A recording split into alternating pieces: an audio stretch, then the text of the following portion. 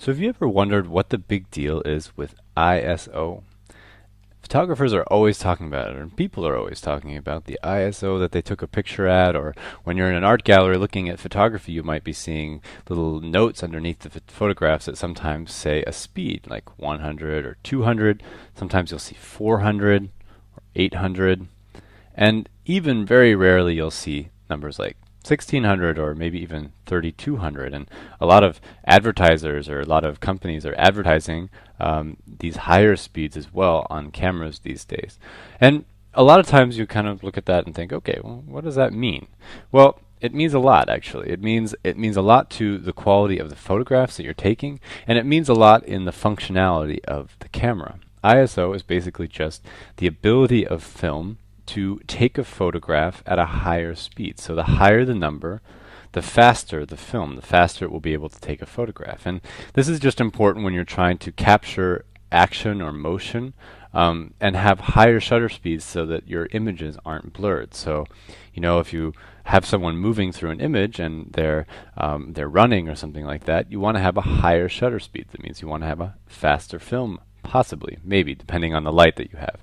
But let's talk a little bit in very general terms about what this means and why this is the way it is, why this works the way it does. And we're going to start by having two rolls of film. We're going to have our slow film up top, and we're going to have our fast film down here at the bottom. So let's start with maybe a 100 speed film here. And down here we're going to have a 1600 speed film. And so for those of you who are digital shooters and have grown up in a time when film was not something that you've ever used, this might seem a little bit odd, but I'm going to start by explaining it as how it worked back in the film days, because it basically works the same now, and it is really important to kind of understand where this comes from and how this works. Now, old film basically used something called silver halide.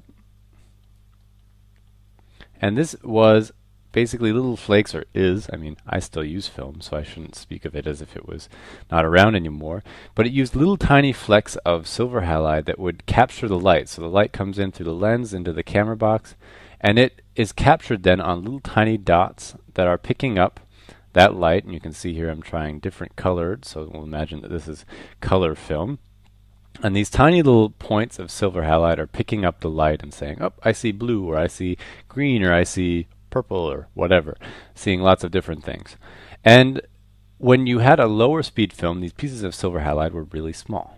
Now, as you kind of move down the scale, as it gets darker, you need more light sensitivity. You need more light to hit the film in order for the photo to be useful. So you don't want a black photo, so you want to have the film be more sensitive to light. And to do that, you can do a lot of things. You can slow down your camera, so you open up the aperture and let more light into the box, into the camera, onto the film.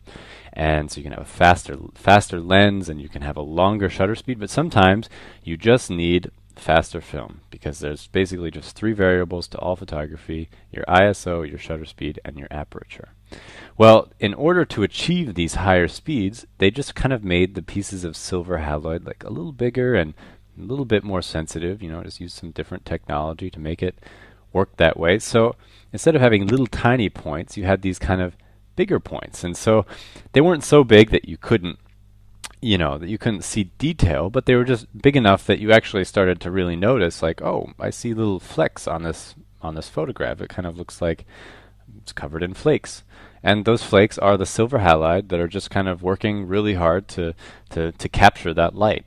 So this was really common, basically, sort of starting around 800, but really sort of in the 16 plus is when you started to see really sort of what they called grain. This is called grain. I'll show you what grain looks like a little bit later. But that is how it worked back in the film days. And now let's take a look at how it works in the digital age. So now you have a digital sensor. It looks something like this in the back of your camera, and your lens is maybe up here somewhere. And you've got this little cube, and it's attached to a battery here, and we'll put little terminals on the battery. And your images are basically just made by light coming flying in. We'll put a couple different types of light coming in, maybe some red light coming in and some yellow light coming in. So all this light is coming in and it's falling on this light sensitive sensor. And the sensor is basically the opposite of a screen on a camera or on a computer or something like that. It's little points, little pixels that are sensitive to the light, and instead of kicking out the light, so you're seeing it's instead of like projecting it, it's accepting it. It's sort of like sucking it in and turning it into a file and then sending it off to your SD card to say, oh, boo, here's a picture of my dog. And all of this is created by sending electricity through this sensor. So the sensor is getting some electricity. And the electricity is set at a certain amount for each ISO. So most sensors have a default ISO of around 200, something like that. So they say, okay, this is the amount of light, this is the amount of electricity that we send through, and each sensor is designed to be about ISO 200. That's where they're built to be about as sensitive as ISO 200. But if you want to move up and say you want to, I don't know, maybe you want 400, ISO 400 has another speed. So they add a little bit more juice to it to make it 400. So if they add the 200 speed and then they add a little bit more electricity, and what the resulting file is then ISO 200. And maybe you want ISO 800, and then it sends a lot more energy in, and it sees something, oh, okay, that's an 800 ISO image, and the information comes out. So it's basically an analog digital surface that you're just pumping more electricity into it, gives you a higher ISO. And so the higher they get, though, the more the quality sinks, because it works just the same way the silver haloid worked, where you have bigger pieces of the sensitive area are working to expose that image. So instead of having a little tiny point, it's like kind of like a bigger point. And it's in principle, that's how it works. It's a little bit more complicated than that, obviously, but that's kind of the basics of it. So let's take a look at what this means for your images. I took these two photographs at two different speeds. This one here is at 200, and this one here is at 3200. This is taken with an older camera that I used to use. And you can see just from this image, and I'm not sure if you can see this on YouTube, especially if you're watching this really small, but there's a pretty major difference here in the black right here. The quality of this black is very different. You can see it kind of looks speckled over here, and over here it doesn't. You'll also notice here, especially important, the orange in the little eyes of these are our robot pepper and salt shakers at my apartment, by the way. You can see that the contrast is a little different. So you can see that the colors aren't as vibrant in the higher ISO image, and this is really common. So you have a decrease in quality with high ISO, and you have sort of a drop in the color tonality and things like that, and some more important stuff, which I'll show you here in this little zoomed in version. You can see we've zoomed in on the pepper shaker here, and we'll call him Zolar the pepper shaker. And you can see here on his Zolar's chest here, this is what it looks like here on the left. The 200 is what it really looks like. It's just a piece of black plastic, so it's one color.